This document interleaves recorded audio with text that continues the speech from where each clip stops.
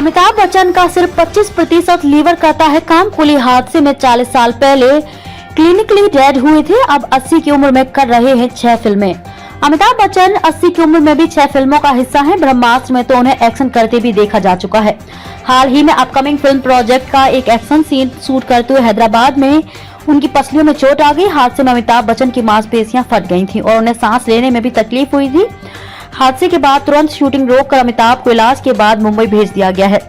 घटना की जानकारी खुद अमिताभ ने अपने ब्लॉग के जरिए दी। ये पहली बार नहीं है जब अमिताभ के साथ सेट पर हादसा हुआ।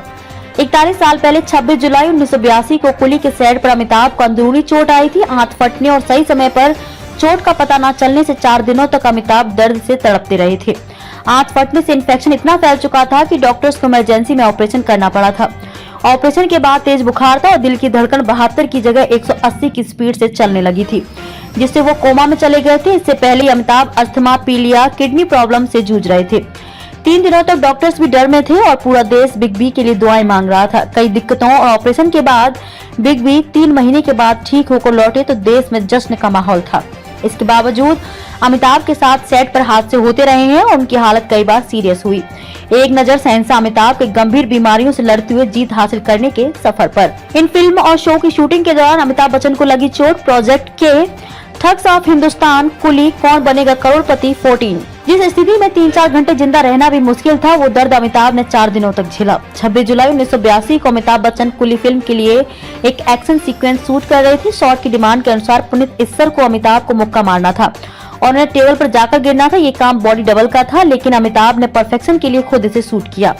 मुक्का तेज लगा, जिससे टेबल का एक कोना अमिताभ के पेट पर लग गया। खून नहीं आया था, लेकिन दर्द से बिग बी का बुरा हाल था। अस्पताल गए तो डॉक्टर सही कारण समझ नहीं सके। पेन किलर के सहारे बिग बी ने 2 दिन काटे, लेकिन जब दर्द बंद नहीं हुआ तो फिर उन्हें बेंगलुरु के सेंट फिलोमिना हॉस्पिटल में एडमिट किया गया।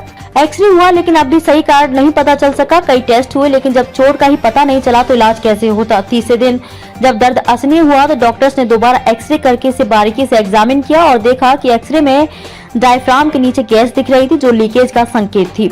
दरअसल चोट लगने से अमिताभ की अंतड़ियां फट गई थी और सही समय पर इलाज न मिलने पर इन्फेक्शन फैल चुका था। चौथे दिन जाने माने सर्जन एच.एस. भाटिया ने अमिताभ का केस देखा और तुरंत ऑपरेशन का सुझाव दिया। ऑपरेशन से पहले अमिताभ को 102 बुखार हो गया और उनकी हार्ट बीट 72 की जगह 180 हो गई। ऑपरेशन हुआ तो देखा कि अंदर से आंतें फट चुकी है। ऐसी कंडीशन में 3-4 घंटे जिंदा रहना भी मुश्किल था, लेकिन वो 4 दिनों से जूझ रहे थे।